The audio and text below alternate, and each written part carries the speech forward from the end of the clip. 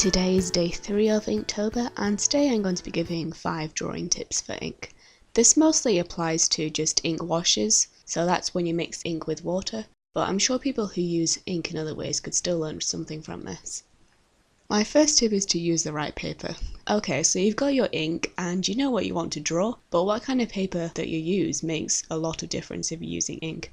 You've got to build up layers over layers. Some of them will end up being very watery, so it's important the paper is able to absorb the water. Otherwise you'll probably end up with the paper becoming really bumpy because of all the collected water, and it could maybe even tear and you could get holes appearing depending on what paper you're using.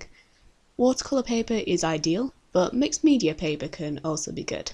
If you're working outside a sketchbook, I'd recommend using masking tape to stick the edges of the paper to the surface you're working on, and that'll help avoid little bumps forming where water collects on the paper. If you're working in a sketchbook, you don't need to worry too much. There's still a good chance that the paper will flatten a decent amount if you leave it closed. My second tip is to go from light to dark, so you've got to be quite patient with this one. If you don't, then you run the risk of not having a nice range of tonal values. Remember, you can always go in and darken your drawing with darker ink, but you can't lighten it. Once the ink is dry, it can't be reactivated like watercolours can. I find it helpful to premix my ink into 6 or 7 different values that go from light to dark, so I know where the absolute lightest and the absolute darkest I can go before I even start painting. And then I can test out little swatches so I know what they'll look like on paper, and it just makes it easier to plan because you can just think to yourself, layer 1, the lightest value, layer 2, the second lightest value, and so on. My third tip is to mix up your technique. So depending on what you're painting, you'll want to use a different combination of methods of applying the ink, like wet on wet if you want a seamless blend, wet and dry like if you're working on building up layers or starting to add more detail, and dry if you want really fine textured detail. My fourth tip is to be patient.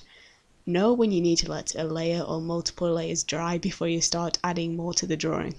If you don't, you might end up with the ink bleeding where you don't want it to, and it'll be really hard to refine the detail and get a sharp looking image. You can always use a hairdryer to dry the ink if you don't want to sit around waiting for the ink to dry. My fifth tip is don't be afraid to experiment. Your drawing might not be finished when you're done with the layers of ink washes. I like to add more detail with fineliner pens over the top of my drawings, but you can use anything you like. These tips aren't rules that can't be broken, and it's your art, so you can do whatever you want, however you want. Anyway, I hope you find my 5 tips for drawing or painting with ink washes useful, and that's all for now, and I'll be uploading again tomorrow for my next Inktober video. Bye!